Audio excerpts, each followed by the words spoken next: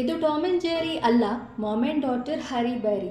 ಇದು ಜೈಲು ಅಲ್ಲ ಗುರು, ಸೆಂಟ್ರಲ್ ಜೈಲು. ಅಮ್ಮ ಆದರೂ ಟೀಚರು, ಕೈಯಲ್ಲಿ ಹಿಡಿದ್ರು ಕೋಲು. ನಂದು ಪ್ರಮೋಷನ್ನೇ ಇಲ್ಲದ ಪೋಸ್ಟು, ಅದೇ ಸ್ಟೂಡೆಂಟು. ಕೇಳ್ತಾ ಹೋದ್ರು ಪ್ರಶ್ನೆಗಳನ್ನು, ಕೊಡ್ತಾ ಹೋದ್ರು ಒದೆಗಳನ್ನು. ಪ್ರಶ್ನೆಗಳ ಸುರಿಮಳೆ ಶುರುವಾಯಿತು. ಹೋಮ್ವರ್ಕ್ ಬರ್ದ್ಯಾ? ನೋಟ್ಸ್ ಬರ್ಕೊಂಡು ಬಂದಿದೀಯಾ? ಇವತ್ತೇನು ಹೇಳ್ಕೊಟ್ರು? ಮಗಿ ಕಲ್ತ್ಯಾ? ಪದ್ಯ ಕಲ್ತ್ಯಾ?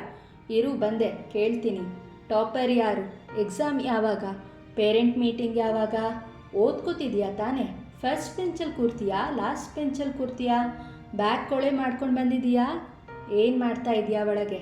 ಸೌಂಡೇ ಬರ್ತಿಲ್ಲ. ಏನು ರೋದನೆ ಗುರು. ಇದಕ್ಕಿಂತ ಶಾಲೆನೇ ವಾಸಿ ಅನಿಸ್ತು.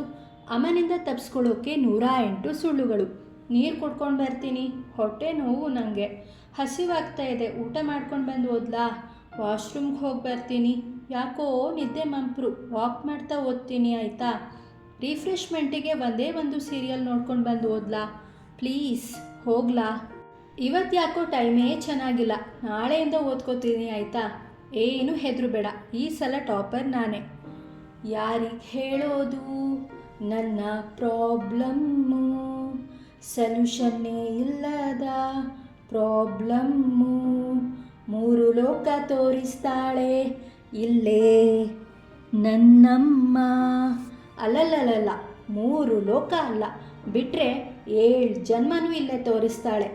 ಅವಳೇ ನನ್ನಮ್ಮ. ಕಾಪಾಡಿ ಪ್ಲೀಸ್, ಕಾಪಾಡಿ.